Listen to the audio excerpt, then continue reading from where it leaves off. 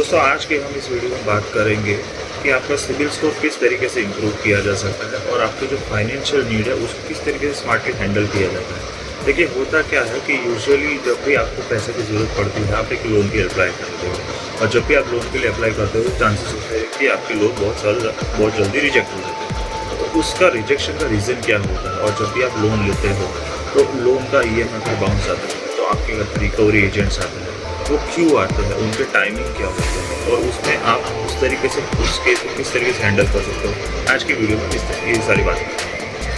तो फ्रेंड्स सबसे पहले तो आप ये जान लीजिए कि सिबिल स्कोर आपका जितना अच्छा होगा उतना ही चांसेस है कि आपका लोन अप्रूव होगा। तो जैसे मान लीजिए कि अगर आपका सिबिल स्कोर है 700 से 750 के बीच में तो वो एक गुड स्कोर है। 750 से 800 के बीच में जो स्कोर होता है उसको एक एक्सीलेंट स्कोर माना जाता है और 700 के नीचे जो होता है उसको माना जाता है फेयर स्कोर। यूजुअली ये रेंज होती है 300 से 500, 500 से 600, 600 से 900। ये रेंज में आप सिबिल स्कोर चेक कर सकते हैं और हर महीने एक बार आपको अपना सिबिल स्कोर चेक करना चाहिए और जो कि फ्री में होता है और उसका कोई चार्जेस भी नहीं लिया जाता। और महीने में एक बार सिबिल स्कोर चेक करके आप अपना सिबिल स्कोर जो है उसको ट्रैक पे रखिए और जितना अच्छा आप सिबिल स्कोर रखेंगे उतना ज़्यादा हायर अप्रूवल चांसेस होता है आपके लोन। और देखिए दोस्तों यूजुअली होता ये है कि हम जब भी लोन लेते हैं हमारा लोन इस वजह से रिजेक्ट होता है क्योंकि हमने बहुत सारे लोन लिए होते हैं। उस चक्कर में हमें क्या करना है कि हमें एक लोन खत्म करने के लिए दूसरा लोन नहीं लेना, हमें स्मार्ट वर्क करना है। स्मार्ट वर्क कैसे करना है, हम क्या करेंगे, हमने जब एक लोन लिया है जैसे मान लो कि आपने 2 लाख रुपये का लोन लिया है तो मान लेते हैं कि ये पर्सनल लोन है, ठीक है। अब आपको जब पर्सनल लोन मिलती है ना इसके बहुत बड़े चांसेस हो जाते हैं कि आपको दूसरी बार पर्सनल लोन ईजीली अप्रूव हो जाएगी क्योंकि आपको पहली बार पर्सनल लोन मिल गई। अब जैसे कि मैं आपको बताता हूँ कि फॉर एन एग्जांपल मैंने एक बैंक से एक XYZ प्राइवेट बैंक से, प्राइवेट इन द सेंस कि नॉन गवर्नमेंट बैंक से एक लोन लिया है जो है 3 लाख रुपये का। अब उसका EMI आता है मान लो 7,900 से 8,200 के बीच में। 5 साल का उसका टेन्योर होता है जो होता है 72 ईयर्स। अब मैंने उसको 2 साल 3 साल तक उसको परफेक्टली EMI टाइम पे भरा, उसको प्रॉपर ऑन ट्रैक रखा। इसमें होता क्या है कि जब भी मैं दूसरी बार पर्सनल लोन के लिए अप्लाई करूँगा और चाहे वो मैंने बैंक A से लिया था अब मैं बैंक B में जा रहा हूँ तो बैंक B जब मेरा ट्रैक रिकॉर्ड चेक करेगी जिस बैंक से मैंने लोन लिया था वो सब अगर मेरी हिस्ट्री चेक करती है, मेरा स्टेटमेंट चेक करती है और वो ये भी देखती है कि इस पूरे टाइम में जब मैंने वो 3 लाख रुपये का लोन बैंक A से लिया था तो B बैंक ये भी चेक करेगी उसके बाद भी मैंने कितनी बार लोन लिए थे या कहीं और किसी चीज़ के लिए अप्लाई किया था कि नहीं। याद रहे दोस्तों इसमें आपको क्रेडिट कार्ड का भी अप्लाई नहीं करना है, जो क्रेडिट कार्ड सबसे गंदा इफेक्ट करेगा आपके सिबिल में। अगर आपने क्रेडिट कार्ड यूज़ किया है या आप क्रेडिट कार्ड यूज़ कर रहे हो तो उसमें होता ये है कि क्रेडिट कार्ड का एक भी अगर आपने पेमेंट टाइम पे नहीं किया सबसे ज़्यादा इफेक्ट करेगा आपके सिबिल स्कोर पर। तो हमें वो चीज़ नहीं करनी है, ठीक है। उसमें क्या करना है, आपने जब एक लोन लिया है उसको आप ट्रैक पे रखिए कि सारे EMI टाइम पे भरिए, आप एक भी EMI बाउंस मत कीजिए और उसके वजह से होगा ये कि आपका सिबिल स्कोर जो है जब आपने लोन लिया था जब मान लेते हैं कि आपका सिबिल स्कोर था 715 और जब आपने साल 2 साल 3 साल तक के लिए उसको टाइम टू टाइम भरा, आपने एक भी महीने का EMI बाउंस नहीं किया है, आपका सिबिल स्कोर सीधा 750 के ऊपर है। और जैसे ही आपका सिबिल स्कोर 750 के ऊपर जाएगा आपको तुरंत ही दूसरे बैंकों से पर्सनल फाइनेंस से सामने से ही कॉल आने लगेगी कि सर आपके नाम पे प्री अप्रूव लोन है, आपको लोन की रिक्वायरमेंट है क्या। और उस टाइम पे होगा ये कि ना सिर्फ पर्सनल लोन बल्कि business loan, home loan, sir सब तरह के लोन आपके नाम पे अप्रूव हो जाएंगे। और कोई भी बैंक आपको प्री अप्रूव रहेगा तो आपको पहले अप्रोच करेगा रेदर देन आप किसी बैंक में जाओगे वहाँ अप्लाई करोगे फिर वहाँ पे आपकी केस स्टडी होगी। उससे अच्छा अगर आपको प्री अप्रूव होता है तो उन लोग आपको ज़्यादा अप्रोच करेंगे। अब देखिए दोस्तों इसमें करना क्या होता है, आपको सपोज ऐसा मान लेते हैं एक सिचुएशन ऐसा आता है आपने एक लोन के लिए अप्लाई किया, आपका लोन हो गया सैंक्शन, आपको लोन मिल गया। अब ऊपर वाला ना करे कभी ऐसा हो गया कि आपने लोन लिया उसके कुछ टाइम बाद जैसे 6 महीने 1 साल बाद आपकी सिचुएशन थोड़ी डाउन हो गई, आप EMI नहीं भर, तो अब आपको क्या करना है, आपको पता है कि आप EMI नहीं भर पाओगे। आप मुझे ये बताइए कि जब भी आप लोन नहीं भरते हो तो जो बैंक वाला होता है वो आपको किस तरीके से कॉन्टैक्ट करता है। पहले आपको मेल भेजेगा, आपको नोटिस भेजेगा, आप नोटिस का रिप्लाई नहीं दोगे फिर वो बंदा घर पे आता है, ठीक है। ये उनके प्रोटोकॉल्स है, ये उनके रूल्स है जो वो फॉलो करते हैं।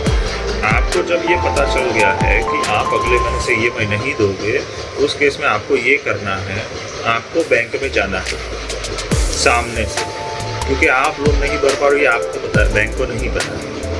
उस केस में करना क्या है, आप बैंक में जाओगे, वहाँ पे उनको रिटर्न एप्लीकेशन कि सर मेरी सिचुएशन ख़राब है, मैं अगले इतने टाइम तक लोन नहीं भर पाऊँगा, इसलिए मैं आपको रिटर्न एप्लीकेशन दे रहा हूँ, आप प्लीज़ मेरा रिटर्न एप्लीकेशन एक्सेप्ट कीजिए और मुझे इसमें क्या बेनिफिट्स हो सकते हैं, अब क्या बेस्ट हो सकता है मुझे कर दीजिए। अब इसमें होगा क्या, या तो आपको रिफंडिंग की जा सकती है अगर आपका पूरा ट्रैक रिकॉर्ड सही है तो।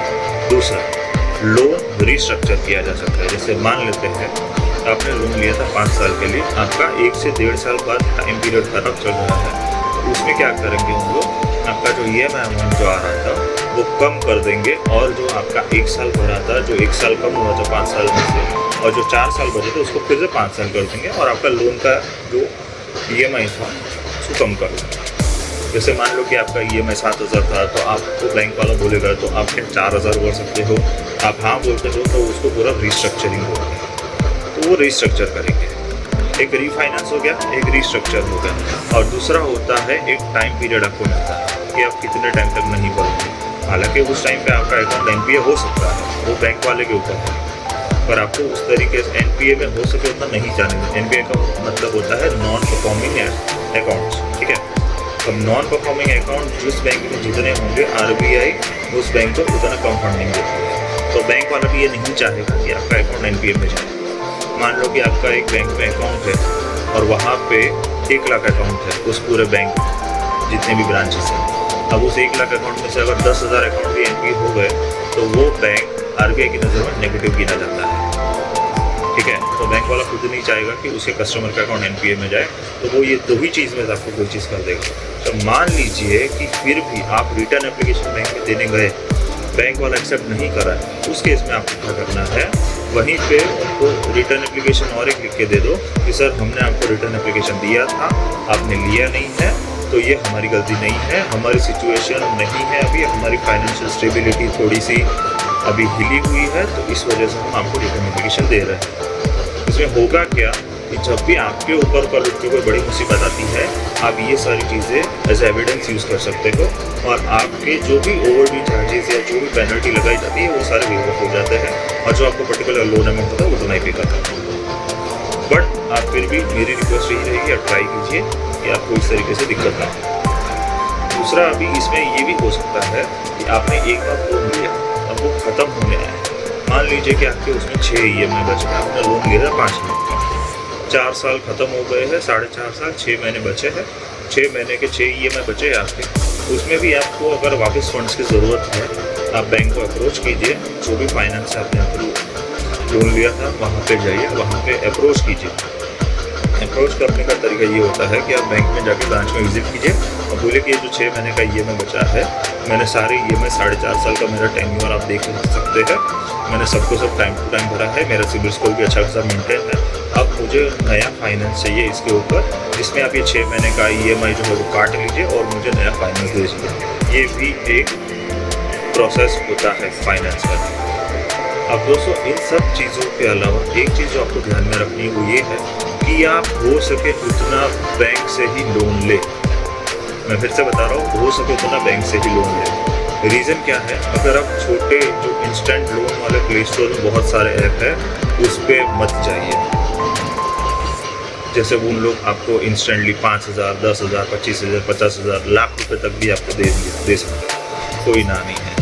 बट हो सकता है उतना उन चीज़ों से दूर रहिए।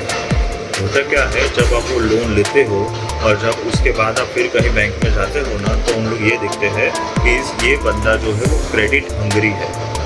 क्रेडिट हंगरी का मतलब क्या होता है कि जैसे ही आपका सिबिल स्कोर बढ़ा, आपको कोई भी फोन आया कि सर आपके नाम पे ये लोन है, भले वो 50,000 का क्यों नहीं हो, और आपने ऑलरेडी लोन 5 लाख का उठाया, तो आप 50,000 भी ले लो कि हाँ मुझे ज़रूरत है। तो वो सिचुएशन मत आना चाहिए। वो प्रॉब्लम से निकलने से पहले ही आप उसका सॉल्यूशन निकाल के रख लीजिए। चाणक्य का एक डायलॉग है जिसमें वो कहता है कि समस्या आपको समाप्त करो, उसके पहले समस्या को ही समाप्त करो। जिसका सीधा सीधा एग्जांपल बनता है कि आपको अगर पता चल जाता है अगले महीने की ईएमआई आप नहीं भर पाओगे, आप उस ईएमआई की ना भरपाई से पहले और ईएमआई बाउंस जाए उससे पहले आप बैंक में विजिट कर सकते हो। ये उसका सीधा सीधा मतलब होता है। तो जैसा कि मैं बात कर रहा था, हो सके उतना पर्सनल एप्लीकेशन से लोन मत लीजिए। उनका लोन लेने का मतलब होता है कि आप एंड मुझे समझाता हूँ आपको। होता ये है कि जब भी वो आपको इंस्टेंटली फाइनेंस कर देते हैं, पहली बात तो ये होती है कि उसमें से बहुत सारे ऐसे फाइनेंस होते हैं जो आरबीआई रजिस्टर्ड नहीं होते। आरबीआई रजिस्टर्ड ना होने की वजह से उनके ऊपर कोई भी आरबीआई का रूल लागू नहीं होता।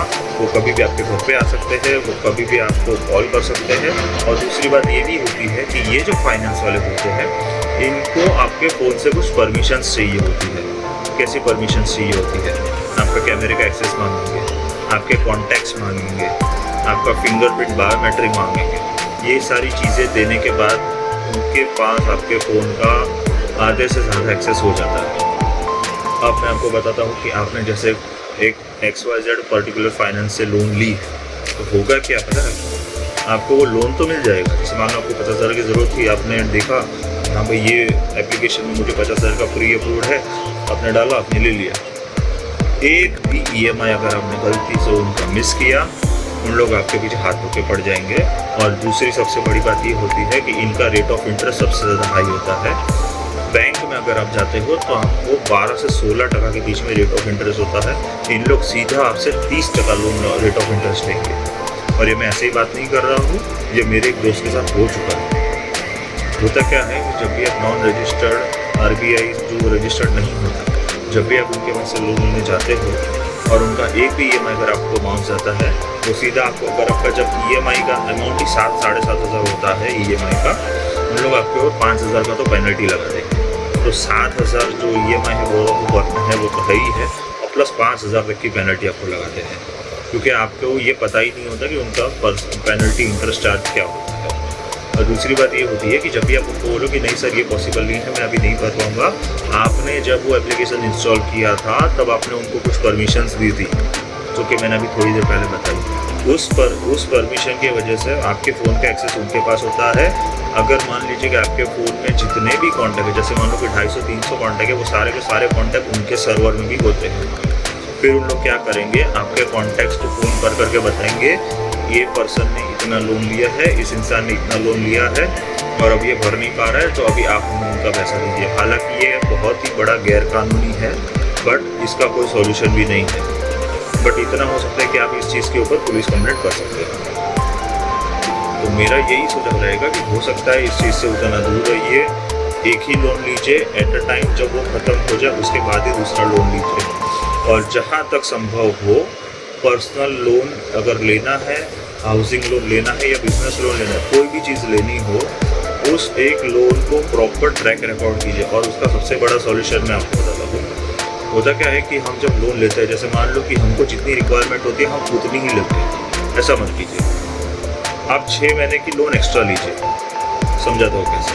मान लीजिए कि आपको 3 लाख की रिक्वायरमेंट है, 3 लाख का आपको आ रहा है फॉर एन एग्जाम्पल 7,000 रुपये का ईएमआई। मैं कहता हूँ आप 4 लाख का अप्लाई कीजिए।